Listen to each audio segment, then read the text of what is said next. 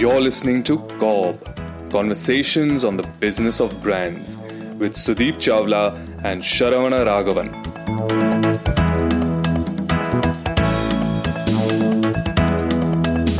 Have you heard of oxymorons? Of course I have.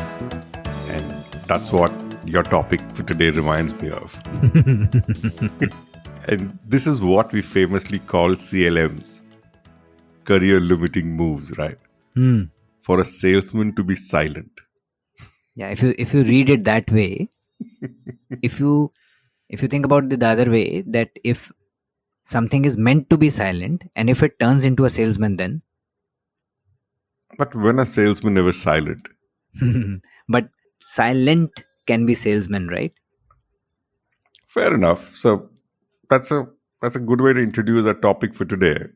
And I'm interviewing you today on the topic of silent salesman. Why don't you just start by telling us what it means? Okay. I love the term silent salesman because, as you said, it combines two things which are normally not used in the same sentence. In one of the previous podcasts, we spoke about marketing and sales really being joined at the hip, and marketing bearing the responsibility of carrying sales along and creating conviction in them. So it's an extension of the same philosophy where I believe that marketing can actually create a lot of silent salesmen for sales team, so that the job of selling as well as reselling becomes easier. Those are the elements I call as silent salesman.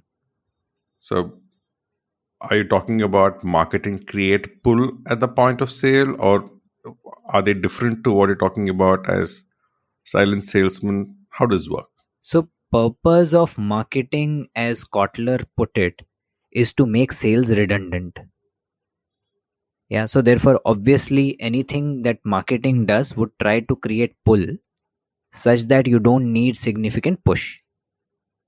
So I'm talking about elements which are not usually glorified as marketing elements, but I believe can be a great proponent or multiplier of your marketing or your proposition, and will continue to make your proposition come alive for anybody who interacts with them. Right. You're talking about the touch points and merchandising and Yeah, many of those. right. Yeah, so for example, for some of the marketeers who might be listening to this podcast, they might think of at least two of them which are fairly commonplace, and in one or the other marketing forum somebody would have mentioned it in the same vein. I'm talking about point of sale material, sometimes called as POSM, and packaging. Yeah, so point of sale material is something that you display or put when the shopper is going, where the shopper is going to buy something. Now, since a lot of purchase is now moved online, it also includes banners, etc., at your checkout point or the place where you are exploring the catalogs. Yeah, so all of that is where you try to create some imagery. In the good olden days, people used to put A4, A3 posters, big banners, torrents, flanges, dealer boards, etc., etc. So those were things that people used to invest significantly into. They still do, but probably with a lot more longevity in their mind, and hence the investment into paper point of sale material I've seen has gone down over a period of time. Yeah. The second one, which I am referring to, and which again is a commonplace one, is your packaging. Yeah, gone are the days where everything used to be packed in those monochromatic brown or gray boxes. People now invest a lot of thought into designing the shape, form, as well as graphics for their packaging. Yeah, and packaging almost becomes an extension of your brand or its personality. Yeah, one of the examples, slightly quirky ones, is everything that Indigo packs. Yeah, I quite like their packaging, honestly. I'm sure you do too. Yeah, they write some very quirky lines, some very smart ones there, and the packaging instantly pulls you to kind of read it. Yeah, and hence you get engaged with the product even before you have thought about what is inside. I spoke about Kinder Joy in the same vein.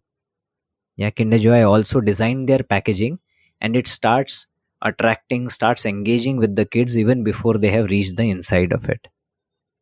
So these are the two things which are obviously your silent salesman. I will add two more things to it, which one of it is obvious and the second one possibly is not so obvious. The first one is your product. Yeah. So the fact is that regardless of how much marketing you do, how much drama you build up, finally what has to deliver your proposition is your product. Hmm. Yeah. Delivery of the promise.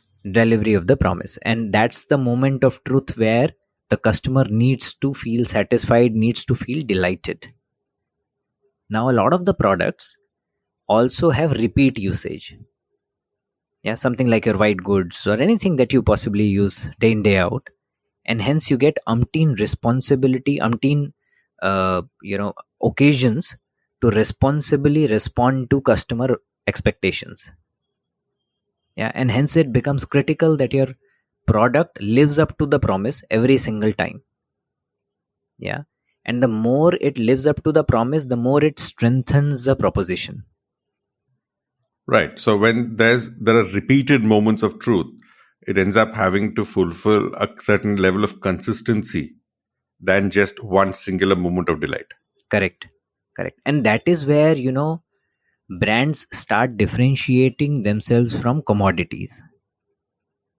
Even in commodity categories like atta, masala, etc., you will see that some brands or some manufacturers have been able to brand themselves versus others. And as we earlier said, branding is nothing but a set of promises that are made to your customer. So therefore, if branding encompasses a set of all the promises that you've made, consistent branding means that consistent delivery on those promises time after time. And that is how customer starts rewarding a brand for the delivery. And how would this work for a service business, for a service brand? Similar, I would say. So you and I possibly fly from time to time to different cities. We have a perception that has gotten created in our heads about every airline after having flown in it for a couple of times at least, right? So Indigo somehow talks about on time performance, and honestly in my experience by and large it has always been on time. So therefore that's the perception that I carry. Now regardless of the fact that somebody shows me data that Air India is as punctual as Indigo, I would still continue to believe that Indigo is on time because that is what they have delivered for me. Yeah, and hence it is a very personal experience. But a brand, if it is able to deliver it consistently to so many people, that is how the brand perception gets created. Yeah, some of it is incidental, but I really, and I think all the marketers should respect brands who've been able to create that perception by first deciding that this is what we will deliver on, and then they deliberately delivered on it. Fair enough. So before you go on to the next one, Sudeep, I know that's the final one, but I have a couple of questions on the first couple of points. Yeah. So you said you've seen less and less paper POSM used in general trade today. What is it being replaced with? So if a brand is interacting with the consumer, how are they doing it in today's times in general trade? Yeah. Okay. So I've seen movements in two directions. First is towards every brand trying to own some kind of permanent space within the shops. Okay, windows. Sometimes windows, shelves. Yeah. Sometimes I've also seen that people have started now, putting frames inside the shop. Now they will go and put a poster inside the frame. The next time they have a new poster, they will open the frame, replace the poster, and close the frame again. Yeah. The second movement that I've seen is people have now started getting creative with their branding. Yeah. So they've started investing into multiple things which look out of the ordinary, and then they stand out in the shop.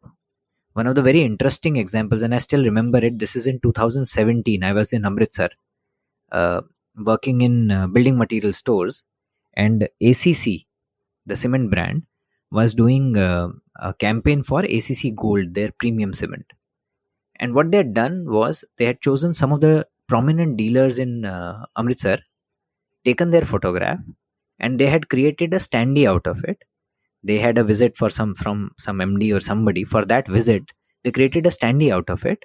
So the standee had the pack of premium cement in the bottom, and then the dealer standing with his arms closed on top of it and saying, "Is cement ki guarantee meri," or "I guarantee the performance of this cement." So they were almost using the dealer as an endorser for their brand. Right, which is exactly what you want from the retail touch point. Correct. So now, they made it come so alive. And a great insight there, honestly, is that in an era of impermanence or temporariness of POSM, the dealer would possibly not want to throw something which has his own photograph on it. So he would preserve it, he would clean it every day, he would keep it with pride, etc., etc.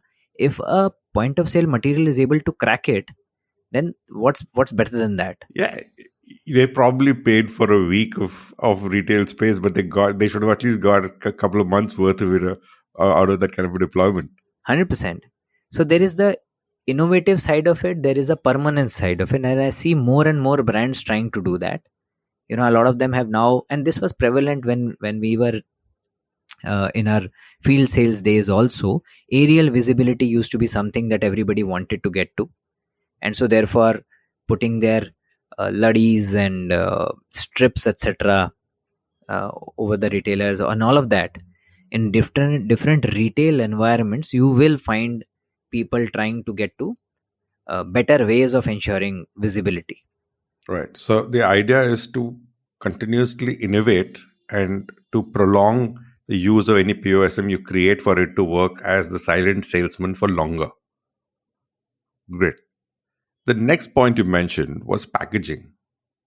Now, packaging in the digital sense, in the D2C brands, I believe has got very different role to play in the digital native brands and the D2C brands versus off-the-shelf brands. How would that work as the silent salesman when it has to go across omni-channel?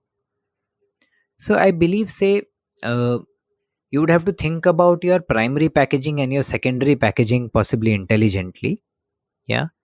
Now, the first thing that interacts with you when you receive a brand via Amazon or any of the D2C, rather than D2C, I would say online channels, is the box that it comes in. Now, Amazon has designed their box in a certain manner. If you look at Licious packaging, they have one designed it in a white box, and then they have put some photographs of some of their consumers there. Yeah. And put up a statement of this person trusts this, etc., etc. So you will see ample examples of them using their secondary packaging very, very well. Yeah. Now, I honestly see that a lot of that can work in your traditional setup also. Yeah. So in a traditional setup, even if something like a Licious packaging is kept somewhere, I think it is bound to attract attention. Yeah. Additionally, in traditional setup, if for example now you consider a product like, say, a Kinder Joy, one of my previous examples. Yeah. Now a Kinder Joy, if you're ordering via Amazon or Flipkart, does not really need a tray, box, etc. to be sent to you, because you will be ordering a few pieces, and there you only interact with the primary packaging or the box that it comes in. But on the shelf in a retail environment, you need those eggs to be kept in something so that it can draw the kids to itself. Yeah. So I think there is still a role for primary packaging separately and secondary packaging separately. In a digital environment, it is a much more intimate environment. You can write stuff which people will sit and read. Yeah. So usually your secondary packaging can be as intimate as your private package, as your primary packaging. Yeah, usually in a retail environment like kirana store, etc., your secondary packaging is all about attracting attention or creating a space for itself in the shop, and your primary packaging is something which is more intimate.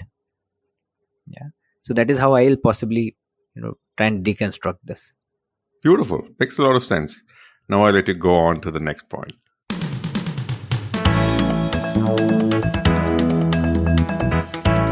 You're listening to Cobb, Conversations on the Business of Brands. Your hosts are Sudeep Chawla, marketing practitioner, business leader, and educator to advertising and marketing professionals, and Sharavana Raghavan of Vitral Brand Expertise, growth consultants to consumer-facing brands and businesses. For more information, go to cobbcast.net. If you find this podcast helpful, please help us by telling your friends and rating us.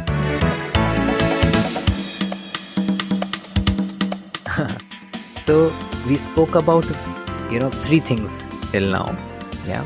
So POSM, point of sale material, packaging, and product, which were obvious.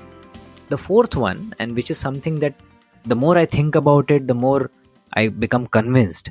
And it is something which is important not just for startups, but for a lot of established business as well. And it is important for B2C as well as B2B. And I say this with experience because I've done both sides, is the customer themselves. Yeah, or the consumer themselves. Advocacy. So the fact is that, and the more I think about it, there is a concept called post-purchase rationalization, which many of us would have learnt about.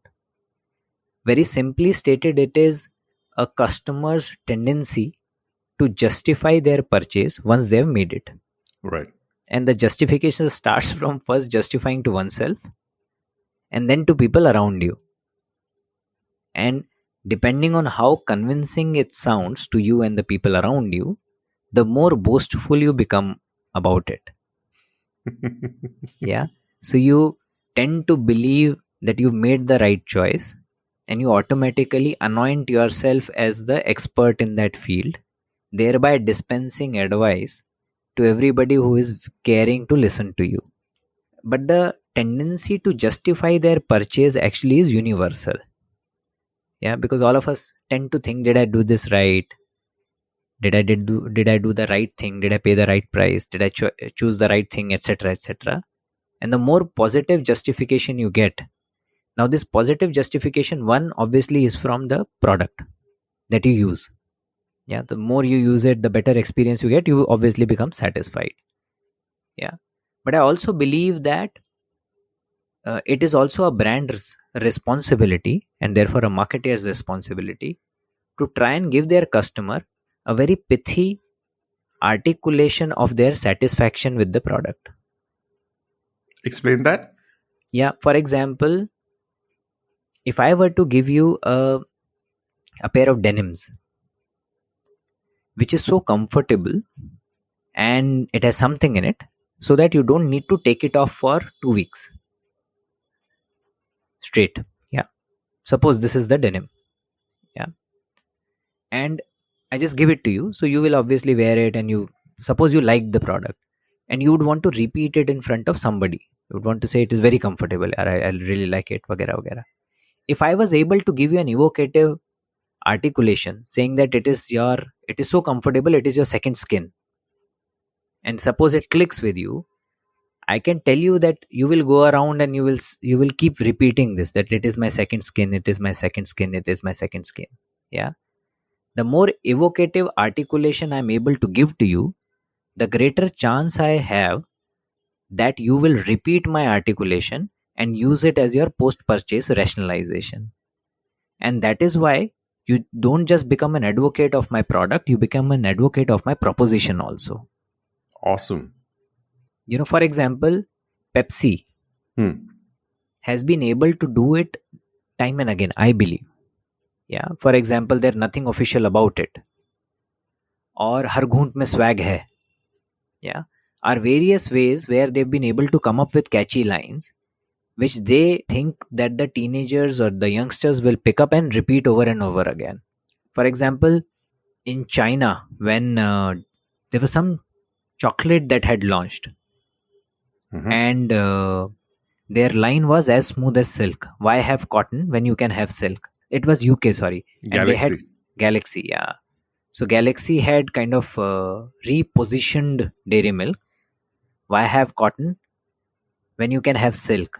And therefore their line was as smooth as silk. Now they would have hoped that somebody, when they eat Galaxy, they should articulate saying it is like silk, Right. yeah, as smooth as silk. So Right. those are the attempts that brand make. And I would say that, you know, making an attempt of that order towards that aim possibly is something that everybody should try. Got it. But in the theme of the episode, these customers aren't going to be a silent salesman. We want them to be vociferous, right? Yeah. So what I meant possibly was that they are making the noise on their own volition. They are not marketeer's device like a poster or a advertising is. So when they make the noise on their own volition, then they don't think they are your salesmen. However, they are. Got it. They're advocates. They're and they're advocates. voluntary advocates. Yeah, yeah. I get what the silent salesman is, how it can, and who are the silent salesmen in a system. But is there a process to get this right? I think the process is actually very similar to crafting your proposition and then bringing it come alive. Yeah. For example, first you have to craft your proposition. In one of the episodes, we have spoken about, the whole FAB framework, which is feature, advantage, and benefit. Yeah. Feature are factuals. Advantages are what do feature do, and benefit is what does it help you therefore achieve. Yeah. Usually emotional in nature. And then you have to craft your statement, which might sound a little bit more long-winded to start with, and the statement could either be FAB or BAF. Yeah, which means that you could say, for example, let's consider Mark 3. Yeah. Okay. The razor. The razor. Yes. Okay. So let's say if we go the FAB route, so they will say we have a 4-blade platinum edge razor. Yeah. That gives you extra smooth shave so that you remain confident the entire day.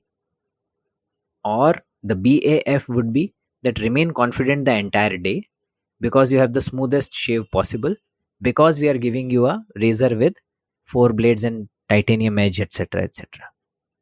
Yeah. You want to lead with benefit or you want to lead with features. Either ways is good. You decide for your own category and your own brand. Yeah. But you need to deliver the final benefit for sure. Yeah. Usually, more often than not. Now, once you've crafted this, then that is where the magic lies, that you have to lift that statement and turn it into something which is pithy and repeatable. Yeah. I think Lay's had done this for some time back, saying no one can eat just one. Yeah. So you tend to remember things like this, right? Right. Yeah. Or jaise Parle G had done some time back, G Mane Genius.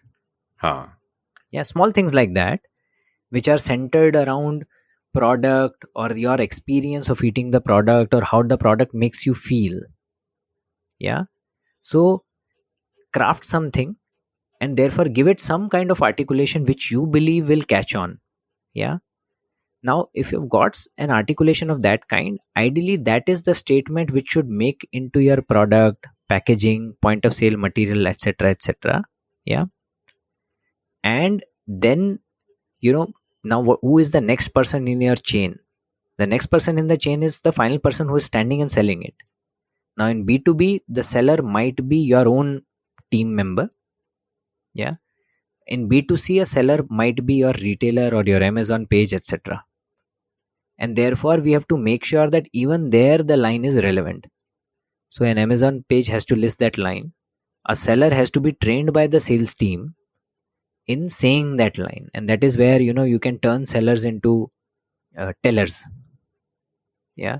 And and once they use that sentence to everybody, they also start enjoying doing that repetition, because it gives them success, it gives them that smile, it gives them that nod of approval from the consumer. Yeah, so you have to keep hammering it, and once you keep hammering it, your packaging says it, your product says it, and everything, you're more likely to possibly get it articulated by the consumers in more chances than not. Right. I don't think we have to look too far. Kuch meeta ho jaye is a brilliant example of that. Yeah. Awesome. Fevicol का जोड़ है टूटेगा नहीं, दम लगा के हाइशा, stuff like that. Exactly. Yeah, these are things which get built over a period of time, but many of them have not had that much, have not put as much emphasis. For example, I don't remember me teaching or any of us teaching the salesman, the retailer on the ground, to say up dairy milk becho by saying kuch meeta ho jaye. Yeah, you don't do that. That's an opportunity. Right. Yeah. Got it. I think you simplified this entire silent salesman bit, Sudeep, but I'm not going to let you go without the famous examples you're known for. Yeah. So I was thinking about it the other day, and I recently bought a television set. Now I was thinking about it, and I think that products like these, something which stays with you, which is with you, are excellent opportunity to really, really create that kind of impact, which usually I see a lot of the manufacturer miss. Yeah. For example, when you buy a television, you obviously go to a store. Now this could be a multi-brand store or a single brand store, but therefore you encounter somebody in the store. Now that store guy obviously needs to use a certain line. Yeah. For example, Oneida had that neighbor's envy, honor's pride. Yeah, the famous one. Now that line, whatever articulation of it, has to be used by everybody. Yeah. Now that is where it gets used. Now what you bring back home is this entire big dabba with television in it. So dabba needs to scream that line. Once you take out the TV, now TV obviously therefore needs to have something which allows you to again see that line. And when you start your TV, every time startup has a routine. The TV starts in a certain manner. It gives you that screen. Again, that screen has to play it back. Yeah. Why? Because I've bought something. The next time somebody comes to my place, I would possibly want to justify my decision. If they look at the TV and they say, okay, how is this one? So I would want to repeat something to them, right?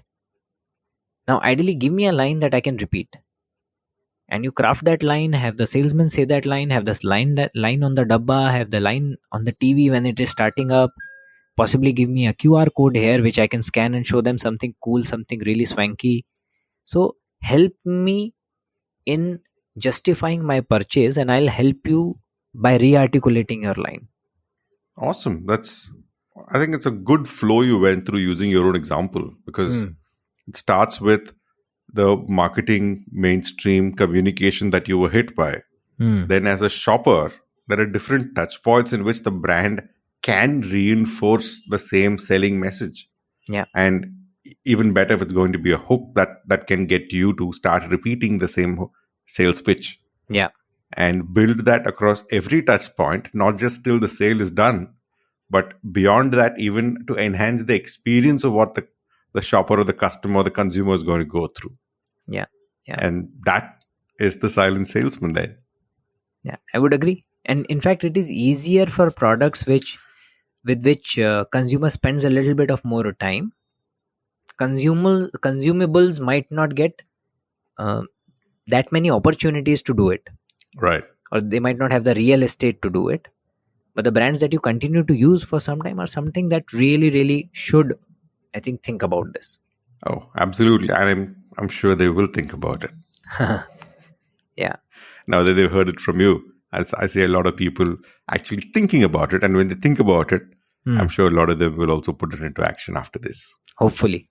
Crossing my fingers for that. Thank you so much, Sudeep. It's been wonderful. Thank you, Sharan. Thank you very much.